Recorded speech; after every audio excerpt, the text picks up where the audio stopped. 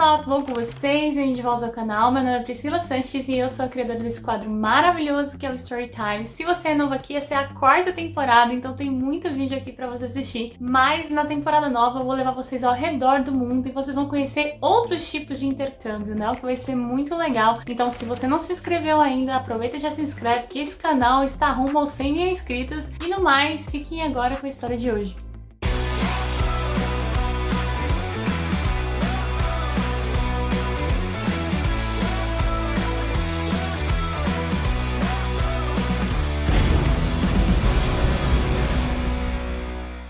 Oi pessoal, meu nome é Noara, eu sou de Porto Alegre, eu tenho 25 anos e em 2015 eu fiz intercâmbio social pela IESEC pra Índia e pro Vietnã, no total 4 meses. Então tudo começou em 2014, eu sabia que a IESEC existia, mas eu não fazia a mínima ideia do que ela era, eu achava que era uma empresa júnior da escola de administração, eu ficava na escola de administração da URGS, até que um dia eu tava conversando com uma amiga que trabalhava na IESEC e ela me falou que não era nada disso, me explicou, né, que eles são uma organização mundial de jovens e tal, que eles promovem intercâmbio e tudo mais. Aí eu achei super interessante, resolvi pesquisar, gostei do propósito, e eu tinha recém começado num trabalho que tava pagando legal, assim, eu fiz as contas, achei que ia dar, e aí eu falei com os meus pais que eu queria trancar o segundo semestre de 2015 pra fazer um intercâmbio, que eu gostaria de ir pra Índia e depois pra outro país, porque na verdade, inicialmente a minha ideia era pegar um projeto maior e ficar na Índia mais tempo, né, mas não tinha muito ali, a maior parte dos projetos tinha realmente 6 semanas, então eu optei por pegar 2. Eu sabia que o primeiro país seria a Índia, que o segundo eu não sabia qual que eu queria ir. Aí meus pais foram super tranquilos, me apoiaram e tal, eu falei que eu queria ir com o meu dinheiro, não tava pedindo dinheiro pra eles, né, então foi super tranquilo. Aí eu comecei a pesquisar os projetos, só que os projetos eles abrem muito mais perto, eu acabei fechando só em abril de 2015 pra viajar em julho, mas eu já tinha assinado o contrato no final de 2014, então eu fechei muito antes do que as pessoas normalmente fecham. Então nesse período foi muito bom que eu conheci muitas pessoas que estavam indo pra fazer intercâmbio e muitas pessoas que vieram pra fazer intercâmbio em Porto Alegre. Então eu conheci muitos estrangeiros, já aproveitei pra praticar meu inglês, né, porque eu sabia falar inglês, só que aquela coisa, né, de na hora tu tranca e tal, eu pensei, bom, já vou dar uma praticada, então foi super bacana.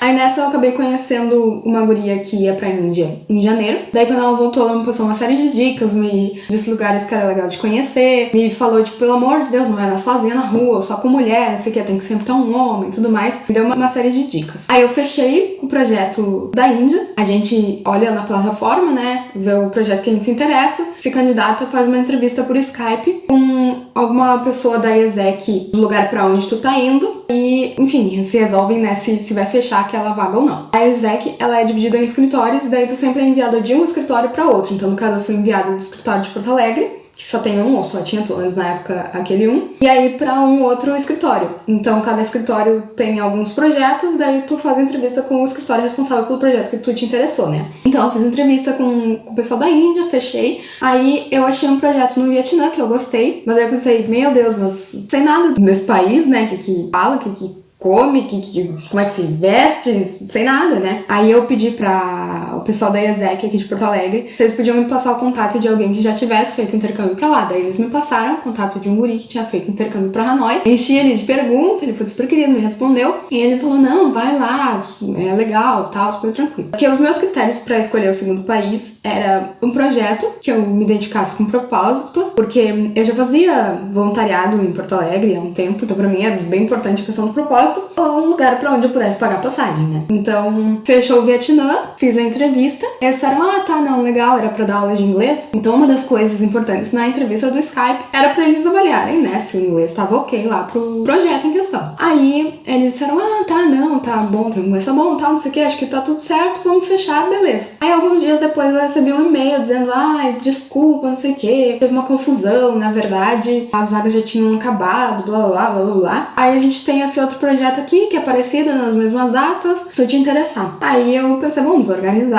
né? Mas beleza, né? Se é o que tem, vamos lá. Aceitei. Entre um projeto e outro, eu ia ter ali uma certa folguinha de tempo, então eu peguei pra ficar 15 dias em Bangkok, na Tailândia. E aí lá a minha estadia eu fechei pela Worldpackers, que na época eles tinham uma promoção lá e aí eu consegui, nem tive que pagar nada. A Worldpackers, pra quem não sabe, é uma daquelas plataformas que tu troca trabalho por estadia, né? Então não teria que pagar o lugar pra eu ficar. A maior parte lá na plataforma era hostels, assim, quando eu procurei, mas eu encontrei uma ONG pra dar aula de inglês, que daí eu queria que toda a minha viagem tivesse esse propósito social, né? Então, beleza, tudo perfeito. Eu embarquei pra Índia no dia 5 de julho de 2015, com 20 anos. Meu primeiro susto foi quando eu cheguei no aeroporto de Mumbai. Eu fui pegar minhas malas, né, na esteira, daí eu fui a premiada que não veio as malas. Aí eu fui lá no guichê, né, pra resolver aquela coisa normal. Só que eu não entendia uma palavra, não entendia nada do que o atendente tava falando. E começou a me botar desespero, pensando, meu Deus, mas eu consigo falar inglês, eu, sabe? Me viro, falei com tanta gente lá em Porto Alegre e tal,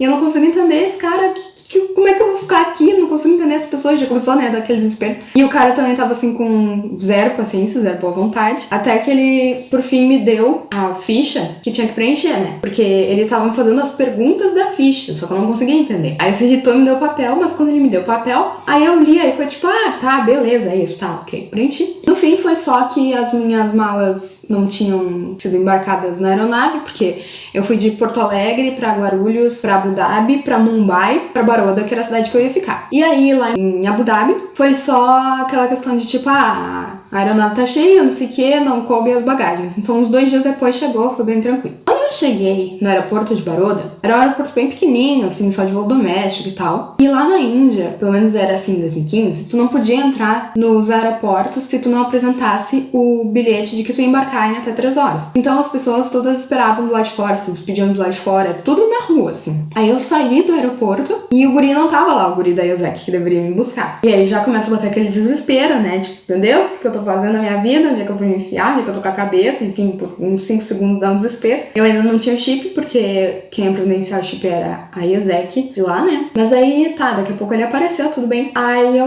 tá, e aí onde é que tá o carro? Aí ele, não, eu vim de moto, mas eu conversei com aquele cara ali do tuk-tuk, ele vai te levar, né, por causa das tuas malas, e aí a gente se encontra lá. É o quê? A guria lá me falando 1000 vezes pra não andar sozinha, pra não sei o que, não sei o que. Eu piso na Índia, tu quer me largar sozinha num tuk-tuk com todas as minhas coisas? Mas aí nisso ele parou e olhou pra mim assim, tipo, tá, cadê tuas malas? Aí eu falei, pois é, ficou, contei a história lá. Aí, tá, então eu vou dispensar o cara do tuk-tuk, tu vem comigo na moto, porque daí eu tava só com mochilinha, né? Eu achei que eu ia morrer, eu fiquei bastante assustada, desesperada. Mais uma vez eu pensei, um dia que eu fui amarrar meu burro, ele dando risada na minha cara, né? Porque assim, sabe aquele trânsito caótico, aquela coisa, ninguém te vê nas imagens? É exatamente assim. E lá naquela cidade, pelo menos em 2015, as pessoas não tinham muito hábito de usar capacete. Então eu tava andando pela primeira vez numa moto, que eu não tinha andado nem na pracinha de moto, sem capacete, naquele trânsito caótico, e o guri rindo da minha cara que eu tava com medo, né? Mas tá, tudo bem, deu tudo certo, sobrevivi. Chegamos no apartamento. O lugar que eu ia ficar era um apartamento de intercambistas. Quando eu cheguei lá, ainda tava o pessoal que tinha recém terminado o projeto, né, o pessoal do período anterior, e aí eles estavam organizando pra viajar pra Agra, ver o Taj Mahal e tal. Aí eles me perguntaram se eu queria ir. Aí eu, beleza, tô fazendo nada mesmo, né? E aí no fim foi ótimo, porque daí eles me ensinaram umas manhas já, eles que viram as passagens de trem e tudo, então foi ótimo. Aí quando eu voltei, eles foram embora e começou a chegar o pessoal que ia ficar junto comigo. Aí era um pessoal assim, de países de perfil bastante conservador. Era da China, de Taiwan, do Egito. Mais tarde chegou um amigo, né, que ele ficou meu amigo depois, um guri do Irã. E teve um guri da Argentina que passou muito pouco tempo, assim, tipo, meio que de passagem. Eu era meio que o peixe fora d'água, assim, né, pra várias coisas, principalmente questões de costume, coisa assim. Mas foi muito interessante essa troca, tipo, a guria do Egito, ela usava hijab, por exemplo, né, pra quem não sabe, aquele lenço, assim. Então, a gente conversar e, sabe, aquelas coisas que a gente olha de longe, às vezes parece que não faz muito sentido. Tá, não me explica uma coisa, me conta, qual é o rolê, qual é o motivo e tal. Ela me contou e tudo mais. E, claro, não quer dizer que eu vou sair por aí de hijab, mas, sabe, a questão de ter empatia, de ter compreensão, essa troca é muito valiosa, sabe, agrega muito. Digamos que eu sentia bastante choques. Por exemplo, uma vez quando a gente foi viajar, lá são muito comuns aqueles ônibus e trens que são camas, assim, né, pro pessoal fazer viagens mais longas. A gente era 8, 5 gurias e 3 guris. Aí a gente pegou um desses ônibus de cama e a gente pegou 8 camas, né, de 2 em 2, sabe? Duplas, assim, uma do lado da outra. Só que o que a gente não sabia é que as camas, uma do lado da outra, na verdade, elas eram tipo uma cama só de casal, sabe? De um lado do ônibus tinha as camas de solteiro e do outro as camas de casal. Pra mim, seria muito natural que eu simplesmente fosse deitar do lado de um guri, que é meu amigo, sabe? Tipo, só pra gente literalmente deitar e dormir até chegar no destino. Mas pra eles era uma coisa, sabe? Tipo, tanto pros guris quanto pras gurias era tipo, não, meu Deus o livre e tal. Então foram 3 gurias esmagadas numa cama, uma guria esparramada na outra. Eu não estava no meio das esmagadas, né? Porque daí eu, né? Já é um pouquinho demais pra mim. Mas enfim, uma série assim de diferença, sabe? Em que no fim a gente aprende muito, é ótimo. Foi a melhor coisa que podia ter acontecido era eu ter convivido com gente de realidades tão diferentes, sabe? O meu projeto lá na Índia era numa ONG que era de crianças com algum tipo de deficiência. Eu optei por ficar na sala de crianças com paralisia cerebral, deficiências físicas. Meus amigos ficaram em salas com síndrome de Down. Eu escolhi esse projeto porque, pra mim, essa situação tem um significado especial porque eu tenho uma irmã, 11 anos mais nova que eu, que ela tem paralisia cerebral, que afetou só a parte física, e ela é completamente dependente e tudo mais. Então, além de eu já ter, né, uma certa vivência, já saber mais ou menos o que esperar, como lidar, embora tem coisas que a gente realmente nunca tá preparado, também me toca, assim, de pensar, tipo, pô, se ela não tivesse a gente, sabe? Como é que ia ser a realidade? O que ela ia ter acesso, enfim, sabe? Então, por isso que eu escolhi isso. E aí, naquela sala, o que acontecia? As crianças não falavam inglês e eu não falava Gujarati, a língua lá do estado. A única pessoa que entendia os dois lados era a professora. Eu não tinha, assim, uma comunicação verbal com as crianças, mas mesmo assim era ótimo. E aí tinha uma menina que, sabe aquela criança, assim, que quer que a prof esteja sempre com ela, tipo, vem comigo, não sei o quê? Tinha uma menina que era assim comigo, eu chegava lá, ela sempre queria que eu ficasse brincando com ela, e uma coisa que ela gostava muito de fazer era caligrafia. E aí eu, enfim, ajudava ela. Eu não entendia nada, né? Porque era um alfabeto Gujarati, é diferente do nosso. Mas, né, um caderno de caligrafia, eu sabia que ela tinha que copiar, fazer igual a letra do lado, enfim. Até que chegou um dia que a professora chegou pra mim e disse, do lado da guria, assim, falou: para de fazer isso, ela não vai conseguir, tá perdendo teu tempo. Aí eu fiquei tão chocada, sabe? Porque eu sei que ela não vai conseguir, mas ela tá se divertindo, qual é o problema, sabe? Tipo, a brincadeira dela é fazer caligrafia, sabe? Deixa ela se sentir estimulada, que sabe, é uma coisa tão fora da realidade isso pra mim, especialmente com a convivência com a minha irmã. E aí eu fiquei bastante em choque, assim, sem reação. Claro, a menina não entendeu, porque a professora falou em inglês. Mas aí eu fiquei pensando, o que será que aquela professora falava pras crianças que eu não entendia, sabe? Então mexeu bastante comigo. E durante todo o tempo que eu tava lá nesse projeto, eu achava que a professora me odiava. Mas no último dia, ela me entregou um cartão com agradecimento por tudo, não sei o quê. Então, pra mim também foi uma coisa, assim, bastante significativa, porque às vezes a gente acha que porque as pessoas não demonstram as coisas do jeito que a gente demonstraria, do jeito que a gente tá acostumado, na nossa realidade, quer dizer que elas não estão sentindo, mas não necessariamente, sabe? Talvez pra realidade dela, ela achasse que ela tava demonstrando alguma coisa, não sei, sabe? Uma coisa curiosa que eu queria contar sobre o meu tempo na Índia foi que nessas viagens, uma vez a gente foi pra Jaipur, e aí lá tem o Monkey Temple, que é um templo cheio de macacos. É um templo que, tipo, ele meio que tá abandonado, sei lá, ninguém usa. E aí os macacos ficam lá, tipo, tomaram conta. Não é um cativeiro, não é nada. É um negócio aberto no meio da cidade. E os macacos ficam lá. Porque tem muito macaco na cidade mesmo, né? Acabou virando um ponto turístico. E aí eu não lembro porquê, mas eu sei que eu e os meus amigos, a gente acabou se dividindo em 2 grupos, assim, num dia. Eu fui no templo num dia e eles foram no dia seguinte. E aí, da noite, depois desse dia que eles tinham ido, a gente tava conversando, sei lá, no hotel. E aí, minha amiga chinesa, e aí, como é que foi e tal? Aí ela, pois é, né, um macaco mordeu minha bunda. Aí eu, o quê?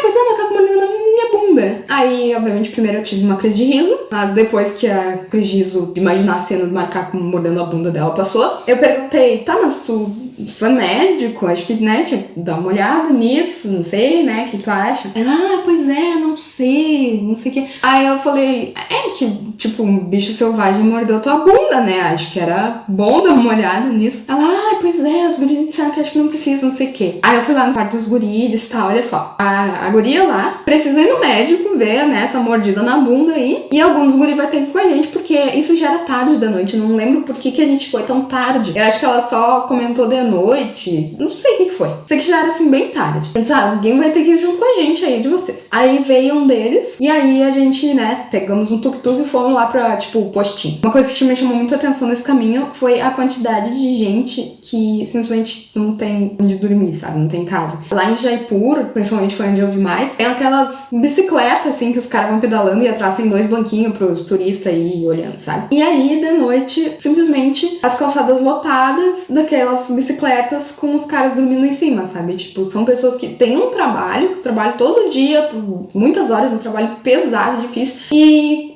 eles simplesmente não conseguem ter onde morar, sabe? Mas aí, enfim, chegamos no postinho, e aí, como era plantão, só tinha um médico, né? Um médico homem. E aí a gente contou o que aconteceu, e aí, não sei, na minha cabeça, né, por algum motivo maluco, eu achei que ele ia examinar a ferida. Mas não, porque era um médico homem e uma paciente mulher, então eu não podia olhar a bunda dela. Eu fiquei assim, não. Aí ele pediu para mim, pra eu descrever a ferida. Eu fiquei, como é que eu vou descrever a ferida? Eu não entendo nada desse negócio, não sou médica, nunca vi nada dessas coisas de saúde. Como é que eu vou saber o que é importante de descrever, o que não é, sabe? Aí eu sei que no fim a gente conseguiu chegar num consenso lá, num acordo. Eu ia tirar uma foto. Aí eu tirei a foto e a guria preocupada, ai, vai aparecer minha bunda, não sei o que. Eu, não, ó, tirei bem de pertinho, recortei. Mostrei pra ela, assim, ó, tá só feridinha aqui, tá bem? Ela, tá bom. Eu mostrei pro médico. E aí ele prescreveu lá que ela tinha que tomar uma injeção. Aí, adivinha, ele queria que eu desse a injeção nela. Aí eu falei, não, só um pouquinho, tá maluco, né? Aí eu bati o pé e disse, não tem mínima condição, nunca fiz isso na minha vida. Imagina se eu, sei lá, fosse alguma coisa errada, dar um problema, a culpa não é minha. Não, tá louco? Aí eu não lembro se no fim foi um homem mesmo que fez, ou se arrumaram uma mulher, eu não me lembro. Só sei que fizeram a bendita da injeção. Que por sinal ela teve que fazer algumas doses e a gente ainda tá no meio da viagem, então a gente foi meio que turistando pelos hospitais do país, assim. Foi bem interessante. Isso foi uma situação que me marcou bastante, porque eu pensei, meu Deus, imagina se eles sabem que tem ginecologista homem no Brasil, né? Alguns dias antes de eu embarcar pra Tailândia, mais precisamente 2 dias antes do meu voo, explodiram uma bomba num ponto turístico de Bangkok. E aí foi aquela coisa, muita gente ferida, muita gente morreu, aquele caos, e as notícias, tipo, pegou muito turista chinês, aí no hospital, o ferido chega e não consegue se comunicar com o médico e tal, não sei o que, enfim, um caos. E aquela altura, em nenhum lugar que eu tivesse visto sabiam dizer exatamente o que tinha acontecido, o que foi. E era aquela coisa, né? Tipo, será que vai acontecer de novo? Será que daqui a pouco vão soltar outra bomba em outro lugar? Resolvem largar uma bomba no aeroporto na hora que eu tô chegando? Não sei. Tinha um grupo no WhatsApp de umas brasileiras que iam ir pela Worldpackers também e tá lá em Bangkok, né? Mais ou menos pelo mesmo período. E elas falaram, não, tá tudo tranquilo, foi uma situação isolada. Aqui onde é a ONG não é tão lá no meio da muvuca, não tem problema, blá blá blá blá blá blá. Mas eu fiquei muito apreensiva e eu pensei, sei lá, né? Tipo, pode acontecer. E aí eu falei com a minha família também ficou apavorada. Aí a minha mãe trocou a minha passagem e daí eu não fui mais esse tempo na Tailândia, né? Daí eu fiquei esses 15 dias a mais na Índia e depois fui direto pro Vietnã. Acontece que na Índia, uma coisa assim que foi um pouco ruim, foi que eu acabei gastando mais dinheiro do que eu tinha planejado. Porque assim, primeiro que as coisas são muito baratas, daí é muito fácil, não cometendo o mesmo erro, mas é muito fácil de ficar deslumbrado, sabe? Tipo, mas isso aqui é tão baratinho, isso aqui é tão baratinho, aí tu vai comprando, quando tu vê, tu gastou muito dinheiro. E uma outra coisa também era que o fogão do nosso apartamento não funcionava. Mandaram consertar 3 vezes, eu acho. Aí ele voltava a funcionar um pouco, estragava. Aí voltava a funcionar um pouco, estragava. Aí até que chegou uma hora que, 1 mês e meio, 2 meses, aqui a comida é tão barata, e aí a gente acabava comendo fora sempre. Porque realmente ficava muito barato quando convertia. De pagar, tipo, R$10 num restaurante top, sabe? E da gente comer até sair explodindo, e a comida maravilhosa. Então a gente acabou fazendo isso. Então, juntando essas duas coisas, eu acabei gastando mais dinheiro do que era o meu planejado. No dia que eu ia finalmente embarcar da Índia pra ir pro Vietnã, o guri, que era da ESEC, que era responsável por me levar pro aeroporto, ele se atrasou. E aí eu tava ali, né, tipo, não, tem que ir, eu vou perder o voo, eu vou pegar um tuk-tuk, não sei o quê. Porque assim, a essa altura, eu já tava adaptada à cidade. É tudo uma questão muito de tu sentir onde tu tá. Não vai chegar se jogando que nem louca, mas com o tempo a gente viu que a cidade era tranquila, então a gente fazia as coisas assim, os guri mesmo, sabe, de boa. Aí eu falei, não, olha só, tenho que pegar um tuk-tuk, porque vou me atrasar. Aí, não, eu tô chegando, sabe aquela coisa, sempre, não, eu já tô chegando. Aí levo meia hora pra chegar. Aí, resultado, cheguei atrasada no aeroporto, porque, surpresa, teve trânsito na Índia. A raiva que me deu quando o guri disse, ai, droga, pegamos trânsito, não me diga, tu não mora aqui desde que tu nasceu, tu não sabe que tem trânsito aqui. Cheguei no aeroporto, a gente se despediu, né, eles não podiam entrar, como eu comentei com vocês, tava ele e o meu amigo iraniano. Aí eu fui fazer o check-in, né, pra embarcar, aquela coisa toda, e aí disseram que não, que já tinha fechado, e eu não podia mais embarcar, aquela coisa toda de que tinha passado o horário. Me bateu um desespero, mas um desespero, sabe? Começa a pensar, tipo, meu Deus, como é que eu vou fazer? Como é que eu vou pagar agora pra ir? O meu dinheiro, não sei o quê. E aí começou a me dar um desespero. E me mandaram pra uma salinha lá com um cara do aeroporto, que eu não sei exatamente qual era a função dele lá dentro. E ele me dizendo, não tem como, porque chegou tarde. Mas não foi culpa minha, mas por favor, por favor. Aí ele tava tipo, não tem como, não tem como. Aí eu comecei a chorar. E não foi um choro, tipo, pra, sei lá, tentar comover ele. Foi um choro de desespero mesmo. Eu realmente tava desesperada. Mas ele se comoveu. Então quando eu comecei a chorar, ele, então, só um pouquinho, não sei o que. Aí ele pegou o telefone, falou uns negócios que eu não entendi nada, né? E disse, tá, olha só, tu vai poder embarcar, mas só tu. Não tem como levar tuas malas. Eu falei, não, tranquilo, beleza, show, perfeito, muito obrigada. Aí os guris estavam me esperando lá de fora, essa altura, né? Eu dei uma realocada ali nas coisas, levei uma das malinhas que eu ia despachar, levei como bagagem de mão, dei as coisas pro guri e disse, olha só, te vira agora, manda esse troço pra mim, pro Vietnã e some na minha frente antes que eu te mate, né? Que olha o transtorno que o guri me causou. Consegui embarcar. Uns dias antes de eu ir pro Vietnã, quando a gente tava lá na Índia, o pessoal da IASEC no Vietnã entrou em contato comigo, dizendo que eles não tinham conseguido uma família pra me hospedar. Porque as duas opções que eu teria lá no Vietnã seria ou uma host family ou ficar num hostel. Como a host family seria mais barata, essa foi a minha opção. Daí eles falaram que não tinham conseguido ninguém, não sei o que. Eu pensei, bom, outra desorganização, né? Mas vou fazer o quê? Vamos lá, vamos gastar mais dinheiro planejado de novo. Hoje eu dou graças a Deus, porque eu acho que realmente ia ter sido um problema enorme pra eu viver numa família vietnamita, porque uma cultura muito conservadora, então acho que ia ter sido complicado. No fim, foi bom. Eu cheguei no Vietnã, a cidade que eu fechei meu projeto lá era a cidade de Ho Chi Minh, também conhecida como Saigon, né, que era o nome antes. Lá, o pessoal que ficou comigo foi um perfil totalmente diferente, sabe? Eu tive duas experiências completamente diferentes na Índia e no Vietnã. O pessoal que tava comigo no Vietnã eram europeus, basicamente. República Tcheca, Suíça, Holanda, Alemanha. E tinha uma guria do México, que daí era a exceção junto comigo, e que daí a gente, né, tinha coisas que só a gente se entendia. Por exemplo, as gurias lá, nossa amiga holandesa, não conseguia entender como é que a gente tinha medo de voltar pra casa de noite, sabe? Ela, não, mas eu 3 da manhã saio da balada com minhas amigas, vou pra casa a pé, né? Tenta fazer isso no Brasil. Então a gente acabava sentindo essas coisas, sabe aquela coisa assim de gringo que é muito chega assim loucão e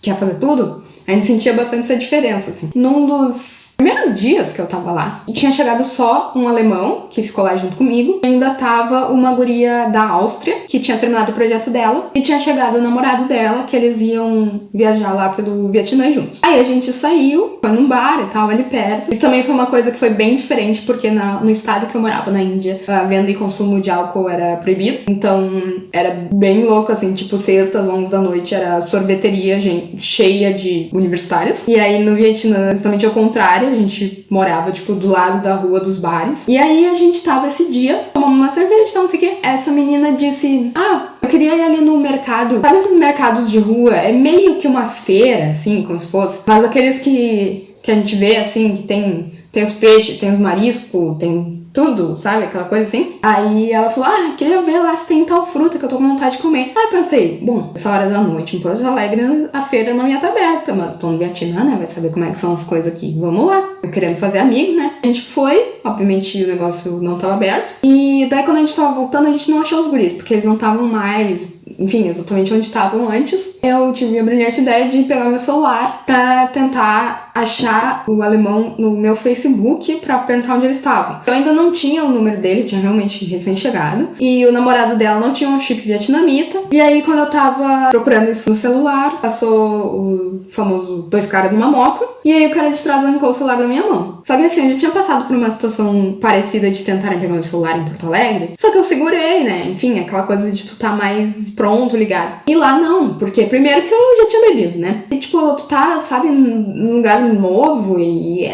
é muito louco, porque lá na Índia e também no Vietnã, assalto à mão armada era uma coisa que, tipo assim, não existia, sabe? Só tem que ficar ligado, assim, tipo, pra não, né, passarem numa moto, arrancar teu celular. Mas de modo geral, tu não tem, sabe, aquele medo constante que nem a gente tem no Brasil. Então tu meio que acostuma meio rápido e acontece essas coisas. Aí, só que foi aquela coisa assim, tipo, meu Deus, o que aconteceu? A gente ficou se olhando. E aí a cerejinha do bolo foi a gente olhar pro outro lado da rua e os gritarem ali. Aí, sim, realmente foi ótimo. Então, o que aconteceu? Eu já tinha gastado mais do que eu queria na Índia. Eu não tinha as minhas roupas. Eu não tinha o meu antidepressivo que tinha ficado na mala. Eu ia gastar mais do que eu pretendia no hostel. E eu ainda ia ter que comprar um celular. Então, assim, pensa numa pessoa nervosa, né? A cabeça não ficou muito certa lá naquele tempo no Vietnã. Aí tá, eu pensei, bom, tem que comprar um celular novo, né, no dia seguinte. Aí eu fui numa loja de usados que me disseram que aparentemente eles vendem celulares roubados, mas eu pensei, bom, não queria ter que apoiar esse rolê, né, mas o que eu vou fazer? Eu não tenho mais dinheiro, eu preciso de um celular, como é que eu vou ficar aqui do outro lado do mundo sem um celular? Não tem como. Eu acabei comprando o celular lá. O meu projeto no Vietnã era dar aula de inglês. A gente se dividiu conforme mais ou menos a idade dos alunos, assim, a gente fez meio que, né, turminhas, e eu fiquei com as mais velhas. Na primeira aula eram 3, mas depois foi só uma mesmo que ficou, assim. A gente dava aula numa pagoda, que é aquelas construções orientais, assim, que tem, sabe, uns telhadinhos assim, que são às vezes templo budista, mas não necessariamente. E aí lá pelas tantas eu não sei direito, nunca entendi exatamente o que aconteceu, mas eu sei que o diretor da pagoda nos proibiu de dar aula lá. Aí a gente começou a dar aula pra umas outras crianças lá num outro lugar. Só que essa minha aluna mais velha, ela, sabe aquela pessoa que tu vê assim, tipo, a pessoa quer aprender, sabe? Ela tinha muita vontade, sabe aquela pessoa assim, que a professora tá falando as coisas e ela tá anotando assim, cada coisinha que ela quer aproveitar tudo. Aí eu mandei mensagem pra ela e falei, olha, a gente não vai mais poder ter aula lá na pagoda e tal, mas se tu quiser a gente marca num café, qualquer coisa, a gente se encontra e eu te ensino aí o que tu quiser, né? Porque ela tinha um inglês, assim, bem básico. Ela sempre me perguntava, assim, porque como era só ela, né? Eu perguntava o que tu quer saber, né? Ela já tinha acho que quase 20 anos. Aí ela geralmente perguntava aquelas coisas, tipo, de rotina mesmo, sabe? Tipo, como é que eu peço tal coisa, sabe? Então foi bem legal, assim, essa experiência de que eu realmente tava ajudando alguém que queria aprender, sabe? E eu sempre tava perguntando pro guri da Índia lá, tá, minhas malas, cadê minhas malas? E aí você me dá umas respostas, tipo, sim, eu mandei, não sei o que, umas coisas não muito conclusivas, assim, sabe? Até que um dia olha só, faltam 2 semanas pra eu voltar pro Brasil. Cadê minhas malas? Tipo, se eu voltar pro Brasil sem minhas malas, aí sim vai ser complicado, né, de pegar minhas coisas de volta. E aí eu só sei que eu acabei conseguindo descobrir que as minhas malas já estavam no depósito da transportadora na cidade de Ho Chi Minh. Aí eu fui até lá, era meio que num cafundó, assim, um lugar um pouquinho tenso e tal. Achei o lugar. Aí cheguei lá, não, as coisas estão aqui sim, mas tu não pode retirar, porque a gente precisa de um documento do governo lá. Aí eu pensei, que bom, né? Então me avisaram que o negócio tava aqui, que eu precisava do documento, era pra eu adivinhar que eu tinha que fazer isso. Aí eu fui no aeroporto, que era o lugar que eu tinha que pegar o tal do documento. E aí eu cheguei lá e achei a pessoa responsável, né? E ela começou a dizer, não tem como, não posso te dar o documento, não sei o quê. Aí eu, moça, pelo amor de Deus, preciso pegar minhas coisas. Não, tu tinha que ter pegado quando tu entrou no país. Só que o documento em questão era basicamente aquelas declarações que a gente tá levando pra dentro do país, sabe? Eu não tava levando nada. Como é que eu ia, tipo, sim, eu quero uma declaração pra minhas malas que vão chegar sei lá quando, sabe? Eu sei que a mulher me deixou assim, quando ela viu que eu tava bem desesperada. Aí ela pegou um panfletinho, aqueles folder assim, né? Aí ela só botou assim na mesa, empurrou pra frente, disse, se tu me ajudar, eu posso te ajudar. E se virou e foi fazendo as coisas dela. Eu pensei, não, eu vim pro outro lado do mundo pra dar um suborno. Tá bem, então. Aí eu, né, no desespero, abri minha bolsa, peguei a nota maior que eu tinha ali, que era de 500 mil Vietnam Dong, então uma nota, mas valia só tipo 85 pila na época. Aí eu botei dentro do folder, empurrei pra frente e pedi ela se virar. Aí ela se virou, só pegou um negocinho assim, abriu, deu uma olhadinha, botou do lado, pegou o papel, me deu ali em 1 segundo, eu tava com a bendita da autorização. Depois, sabe o que foi engraçado? Os europeus me dizendo que não é este o valor de suborno que deve dar, que eu dei muito dinheiro. Eu falei, tá bom. Quem entende de maracutaia é os brasileiros, né? Vocês me ensinando as técnicas do suborno, mas tudo bem. Aí eu peguei o tal do documento, voltei pro depósito da transportadora e consegui finalmente pegar minhas malas. Uma coisa muito desagradável aconteceu lá. Quando a gente chegava, a gente recebia, tipo, buddies lá, nessa ESEC do Vietnã. Isso aí é um local, né, alguém de lá, que ia nos ajudar, assim, aquela coisa, tipo, eu preciso tal coisa, onde é que eu posso ir, ou lugares legais, enfim, aquela pessoa que vai te situar no lugar, né. Eu nem lembro quem era o meu buddy, de tanto que a pessoa foi, né, presente, mas o meu amigo da República Tcheca, ele ficou bem amigo da buddy dele, e um belo dia, ela acabou contando pra ele que aquele projeto que disseram que tinha acabado as vagas, era o projeto que ele tava. Ele, o guri da Suíça e uma das holandesas, tá? O projeto deles. E que eu tinha sido trocada de projeto, não por nenhuma questão técnica, mas sim porque eu não tenho aparência europeia. Porque eu não sou, tipo, branca, loirinha de olhos azuis. E era isso que os pais dos alunos queriam. Porque o projeto deles era uma escola particular, né? Aquela questão do propósito que eu falei antes, pra mim, já não fecha muito, porque eu acho que são uma escola particular, se quiserem contratar um professor estrangeiro, contrata, sabe? Eu não acho que cabe voluntariado pra isso, mas na hora que a gente tá fazendo lá, olhando os projetos, eles não dizem, uma escola particular, né? E que era isso. Então, a gente não só tava fazendo voluntariado, como eles estavam escolhendo o perfil físico que eles queriam. E aí, obviamente, eu fiquei muito revoltada. E todos os meus amigos ficaram revoltados também. Isso foi uma coisa, assim, muito legal, sabe? De eles ficarem comigo, me apoiarem. Porque todo mundo ali tava por esse propósito, sabe? De romper preconceitos, de trocar experiências, sabe? Conviver com culturas diferentes. E aí a gente chega lá e acontece uma coisa dessa, sabe? Aí a gente marcou uma reunião com a pessoa, um cargo mais alto lá na IASEC. Ela primeiro começou a dizer umas coisas tipo, não, é por causa do inglês dela, não, é porque não sei o que, não sei o que, inventando um monte de desculpa. E todas as coisas que ela falava, a gente destruía, sabe? Porque não fazia sentido. Por exemplo, como é que é isso por causa do meu inglês? Se na hora da entrevista de Skype ali disseram que meu inglês tava suficiente. Aí passou uns dias e meu inglês não tá mais suficiente, sabe? Não faz sentido. Ela ficou tentando dar um monte de desculpas até que eventualmente ela admitiu que era isso mesmo que tinha acontecido e falou, pois é porque a sociedade aqui vietnamita é muito assim, não sei o que, não sei o que. Aí a gente, pois é, né? Mas o propósito da troca cultural seria exatamente se abrir, né? Não conservar o que é ruim, mente fechada. Aí eu entrei em contato também com a guria aqui de Porto Alegre, tava responsável pelo meu intercâmbio, e aí ela também se revoltou e tal, mas no fim eu não sei se deu alguma coisa. A única coisa que eu sei que deu foi que a guria que contou isso pro meu amigo foi demitida. Foi isso, assim, foi bastante desagradável. Mas em compensação aconteceu uma coisa maravilhosa também, que foi, eu tava super mal, né, como eu já tinha mencionado, e uma semana antes, no final de outubro, uma semana antes de eu voltar pro Brasil, era meu aniversário. E aí os meus amigos organizaram uma festa surpresa, fizeram uma chamada de surpresa com os meus pais, sabe? Minha amiga falou com a minha irmã pra organizar. Aí eles me levaram num restaurante brasileiro que eu nem sabia que tinha, comi pastel, sabe? Mordeu aquele pastel assim, ó, parecia que eu tinha voltado pro Brasil. Foi realmente maravilhoso. Conexão que a gente faz, assim, em tão pouco tempo no intercâmbio é um negócio que só vivemos, assim, porque não tem explicação. Foi isso. Eu super recomendo esse tipo de intercâmbio. Eu achei maravilhoso. Foi a melhor coisa que eu poderia ter feito, sabe? Foi uma das melhores experiências da minha vida. É muito legal que, como são, assim, os projetos, vem gente de tudo que é lugar. A minha viagem acabou ficando um pouco mais cara porque eu resolvi ir pro outro lado do mundo, né? Mas tem aqui na América Latina, tem vários lugares, e vai vir gente de todo mundo, sabe? Então tu vai conviver com gente muito diferente em qualquer lugar que tu resolva fazer o intercâmbio, sabe? Mas uma dica que eu dou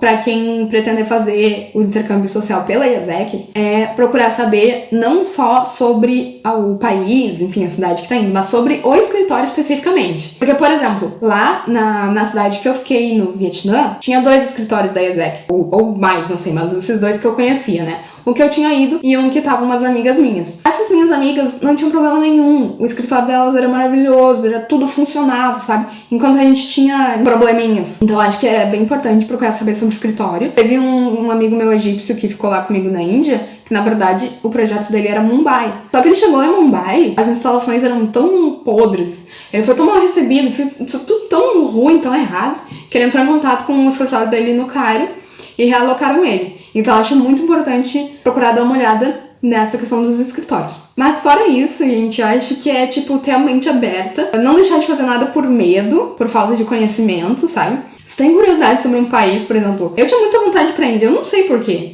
mas eu sei que eu tinha. E se eu tivesse me deixado levar por tudo que dizem, sabe? E, tipo, vamos combinar que o Brasil também não é o país mais seguro do mundo, especialmente se tu é mulher, sabe? Procura, tem muita gente no YouTube que já teve essa experiência, gente no Instagram, brasileiro que mora lá, sabe? Procurem saber mais. Eu na Índia era absurdo, tipo, óbvio que eu estranhava um monte de coisa, mas eu me sentia em casa, sabe? É um sentimento que eu não sei nem explicar. Parecia que eu tinha morado lá a vida inteira. E eu com certeza ainda vou voltar. Até porque a Índia é um país enorme. Tem muitos lugares que eu ainda não consegui conhecer. Essa foi a minha experiência. Se vocês quiserem saber alguma coisa sobre a Índia, Vietnã, o intercâmbio, ou só saber mais histórias, qualquer coisa, pode falar comigo no Instagram, tá? Que a Pri vai deixar aqui. E é isso, gente. Muito obrigada, Pri, pelo espaço. E tchau! Eu espero que você tenha gostado da história de hoje. Não se esqueça que no mês de outubro teremos 30 dias seguidos de vídeo, então já deixa o seu like, já se inscreve aqui no canal para você não perder nenhuma dessas histórias. E se você foi au pair ou fez algum outro tipo de intercâmbio e quiser participar desse quadro, é só me enviar um e-mail nesse endereço que eu tô deixando aqui na tela, com o assunto "Quero participar do Storytime", que eu vou te enviar o roteiro explicando como que funciona, como que faz para vir aqui contar essa história. No mais, eu vou ficando por aqui. Um beijo e até a próxima. Tchau!